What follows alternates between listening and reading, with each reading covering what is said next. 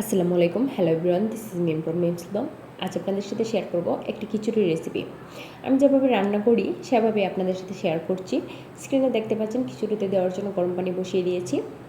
এখন দেখিয়ে দিচ্ছি উপকরণগুলো। আমি এখানে চাল ডাল ধুয়ে পানি জড়িয়ে নিয়েছি। তারপর কিছু আলু আর মাংসটাও কেটে ধুয়ে রেডি করে নিয়েছি। আর এখানে নিয়েছি হচ্ছে পেঁয়াজ, আদা, রসুন বাটা। তারপর নিয়েছি তেজপাতা, এলাচ, লবঙ্গ, দারুচিনি আর গোলমরিচ। আর এখানে নিয়েছি হলুদ, মরিচ, ধনিয়া গুঁড়ো আর লবণ। আমি এই সব কিছু গুছিয়ে হাতের কাছে নিয়ে নিই, যেন রান্নার সময় এলোমেলো না হয়ে যায়, খুঁজে না করা লাগে।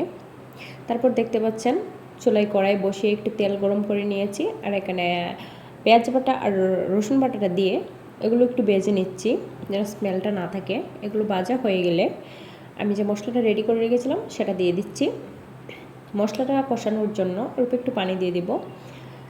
অল্প একটু পানি দিয়ে মশলাটা ভালোভাবে কষানো হয়ে গেলে আমি আলু আর মাংসটা এতে দিয়ে দিচ্ছি।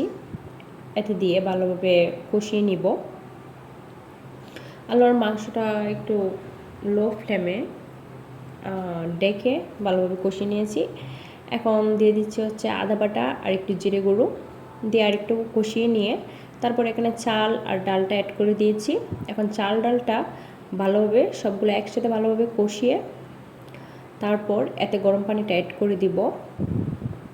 আমি এখানে যতটুকু চাল নিয়েছি তার দ্বিগুণ পানি দিয়েছি, আর একটু বেশি দিয়েছি, যেহেতু আমি খিচুড়িটা একটু নরম নরম রাখবো সেজন্য। এখন রেখে দেব। দেখতে পাচ্ছেন মানে ফুটে আসছে। এখন কয়েক ফালি কাঁচামরিচ দিয়ে দিচ্ছি, দিয়ে আর একটু ডেকে দিব। ডেকে দেওয়ার পর এখন দেখতে পাচ্ছেন হয়ে গেছে। এখন হচ্ছে আমি এখানে ব্যবহার করেছি একটু কালো জিরে গুঁড়ো, একটু মেথি গুঁড়ো আর হচ্ছে একটু পাঁচফোড়ন গুঁড়ো।